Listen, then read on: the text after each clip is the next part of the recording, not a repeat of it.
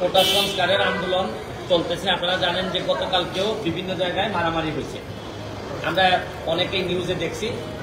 আমার কাছে মনে হচ্ছে আজকেও দেখলাম যে ছাত্রলীগের প্রোগ্রাম দিয়েছে, আবার যারা কোটা সংস্কারের জন্য আন্দোলন করতেছেন তারাও প্রোগ্রাম দিয়েছেন। তো মোটামুটি দেখা যাচ্ছে যে একটা মারামারি অবধারিত।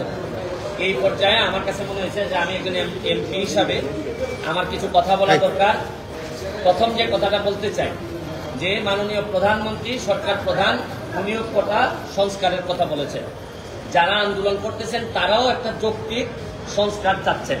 তো দুইজনেরই তো চাওয়া এক, তারপরও এত আন্দোলন কেন হচ্ছে? এর মানে হচ্ছে গিয়ে দুইজন দুইজনের প্রতি হয়তো বিশ্বস্ততা কম, অথবা দুইজন দুইজনকে বুঝে উঠতে পারতেছেন না। আমার কথা হচ্ছে যে একজন যদি বলতো যে না একেবারে কোটা থাকবে না, আর একজন যদি বলতো কোটা থাকবে, তাইলে না হয় আন্দোলনের মাধ্যমে এটা করা যেত।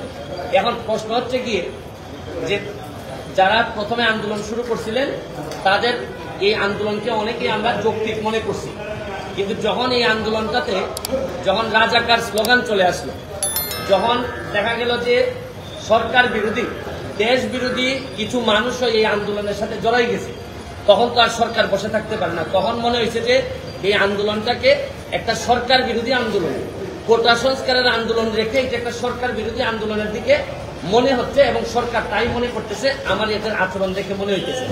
তা আমার কথা হচ্ছে যে আন্দোলনটা ছিল একটা যৌক্তিক, কোটা এই যে যৌক্তিক সমাধানের জন্য সংস্কার, এই সমাধান থেকে এখন চলে যাচ্ছে পুরা দেশ বা এই সরকার বিরোধী আন্দোলনে, বা কে রাজাকার কে এইসব আন্দোলনে চলে গেছে। আমি যেটা বলতে চাই, এইখানে আরেকটি পক্ষ যুক্ত হয়েছে। এটা হচ্ছে গিয়ে যে এই কোটা সংস্কারের বিষয়টি আদালতের এখতিয়ার। আপনারা জানেন যে এটা প্রধান বিচারপতির আদালতে এই জিনিসটা আছে। আপনি আদালতকে যদি না মানেন তাইলে তো আমাদের আরেকটা কনস্টিটিউশনাল একটা ক্রাইসিসে আমরা পড়ে যাব। আমার বক্তব্য হচ্ছে পরিষ্কার, যারা আজকে যারা মুখোমুখি হচ্ছেন তাদের প্রতি আমার একটা দাবি, কারণ বেশ কিছুদিন ধরে সাধারণ মানুষের অনেক কষ্ট হচ্ছে। আমি বলছি না যে আপনাদের দাবিও যৌক্তিক, আমি বলতে চাচ্ছি যে আপনাদের এই দাবি আদায়ের যে প্রক্রিয়াটাকে আদালত পর্যন্ত একটু অপেক্ষা করা যায় কিনা। আদালত আগামী 1 মাসের মধ্যে এটা সমাধান দিবেন বলছেন। আমার একটা বক্তব্য হচ্ছে যে আপনারা আন্দোলন করতে পারবেন, আপনারা তো আজকে না করলে কালকে করতে পারবেন, এইরকম কোনো কথা আপনাদের কোথাও ছিল না।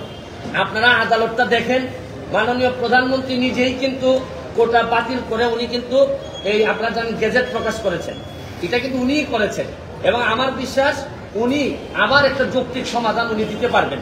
কারণ হচ্ছে গিয়ে আপনারা কোটার কথা বলে সরকার যদি ফেলে দিতে চান তাহলে তো আমাকেও ফেলে দিবেন, আমি এমপি হিসাবে তো আমিও করে যাব, তাতে আমার দুঃখ নাই। যদি আপনারা ভালো কারণে আমাদেরকে ফেলে দেন অসুবিধা নাই, কিন্তু যদি এখন যুদ্ধাপরাধী এরা যদি এসে আমাদেরকে ফেলে দিতে চায় তাহলে তো, আর ফেলে দেওয়ার সাথে সাথে এই যে রক্তাক্ত একটা অবস্থার মুখোমুখি যদি হইতে হয় তাহলে দেশের জন্য কোনোভাবে এটা সুখকর হবে না। আমার বক্তব্য হচ্ছে আপনারা অন্তত 1 মাসের জন্য এটাকে স্থগিত করেন, এবং প্রয়োজনে আমি আপনাদেরকে নিয়ে যারা কোটা সংস্কারের আন্দোলন করতেছেন তাদের যারা নেতৃবৃন্দ, তাদেরকে নিয়ে যারা আসলেই প্রকৃত ছাত্র তাদেরকে সাথে করে নিয়ে প্রয়োজনে আমি প্রাইম মিনিস্টারের সাথে বসে কথা বলবো, যাতে একটা যৌক্তিক সমাধান করা যায়।